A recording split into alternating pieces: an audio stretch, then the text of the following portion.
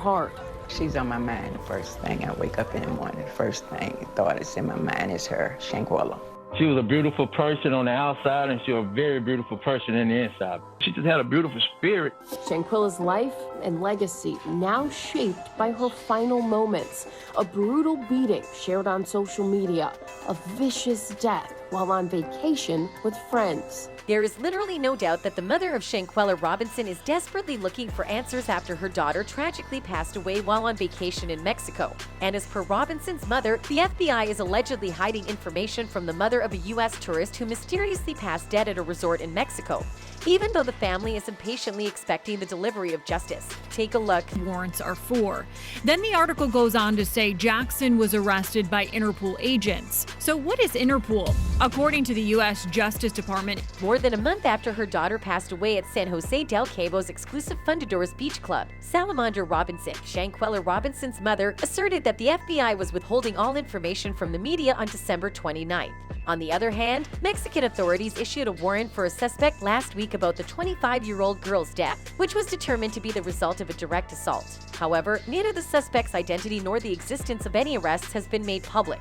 The FBI has additionally told the media that an investigation was still ongoing, but it would not confirm whether any arrests or extraditions had been made. Now, Mexican prosecutors are trying to get an unnamed American woman extradited to Mexico to face the charges. Then again, according to the autopsy report, Shanquella Robinson passed away on October 29th, and the first diagnosis was alcohol toxicity, whereas she actually experienced severe spinal cord injury and atlas dislocation as well as instability of neck vertebrae, according to a death certificate that was eventually issued. The deceased mother further claims that Shanquella's traveling companions initially notified the family of Shanquella's condition as alcohol poisoning. However, a viral video showed Shanquella being attacked by one of the group's women at the luxury rental home. Local authorities later designated the murder as femicide, the term used to describe the death of a woman exclusively for the reason of her gender. According to the Washington Post, Deputy Attorney General Antonio Lopez Rodriguez said that investigators believe one of the travelers was to blame for Shanquella's injuries. Since Shanquella's passing, Salamander Robinson, her mother, has expressed gratitude to Black Twitter for keeping Shanquella's case active. After the attack's footage was uploaded on social media, the incident gained worldwide attention. Despite widespread sympathy and demands for justice, those responsible for Shanquella's death remain at large though. So, in her quest for restitution, Salamander has discussed her daughter's death with numerous media sources, in the hope that she soon gets to find those responsible for her daughter's brutal death and can eventually get them tried by the court of law. As for netizens, they have been constantly reminding the world that they cannot forget what happened with the young woman, and that too by her own friends. The netizens have taken Twitter and other social media sites by storm as they continue to shower their support for Shanquella Robinson's family. According to one of the many supporters, to the United States Embassy and the FBI, it's very imperative the U.S. government apprehend and extradite Dejani Jackson and the others to Mexico for the murder of Miss Shanquella Robinson. They all need to be in a Mexican prison. On the other hand, another user took to Twitter to express reminder that the murderers of Shanquella Robinson are enjoying the holidays with their family while her family is still waiting for justice. Don't let justice for her murder die.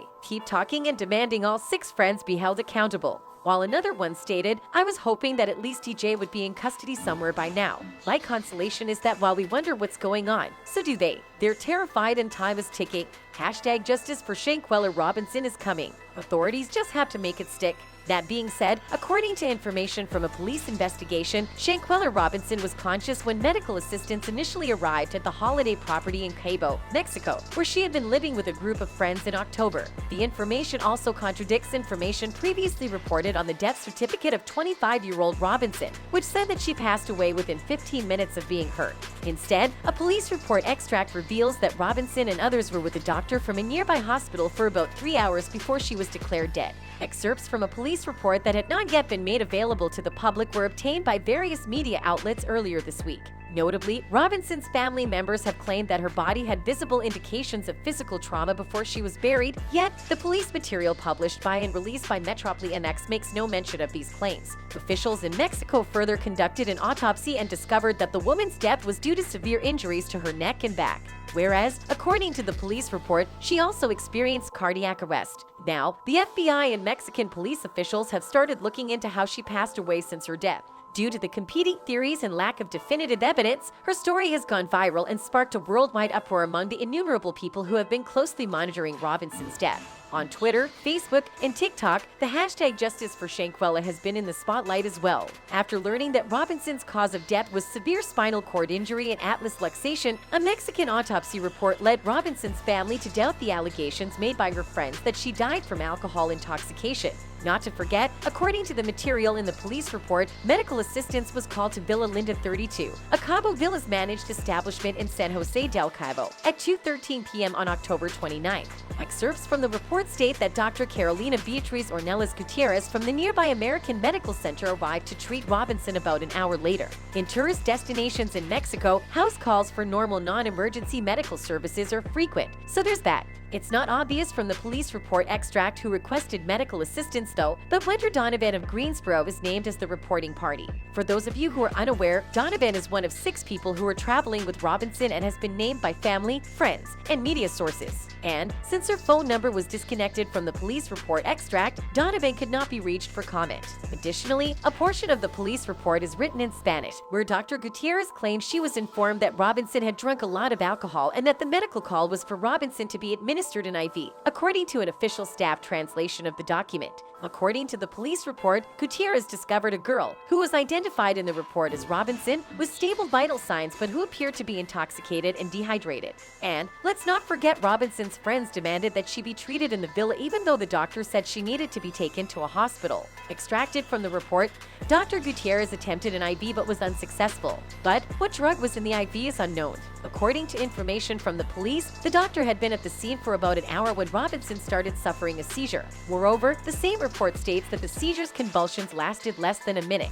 Also, when Gutierrez noticed Robinson's pulse had stopped at 4:49 p.m., he and a friend of Robinson started performing CPR. That's not all. At 5:25 p.m., police showed up and spoke with the physician who was attending to Robinson. The details in the police report are further unclear as to precisely when the 911 call resulted in an ambulance being dispatched. However, paramedics performed a total of 14 rounds of CPR, 5 doses of adrenaline, and 6 discharges without success, according to the report material. Robinson couldn't be revived, so Gutierrez declared her dead at 5:57 p.m. The report excerpt said, "The reason that police were summoned is listed as dead individual cardiopulmonary arrest in the police report information." According to Salamander Robinson, Shanquella's mother, each travel companion had a different account of what happened, and they initially told her that her daughter had alcohol poisoning.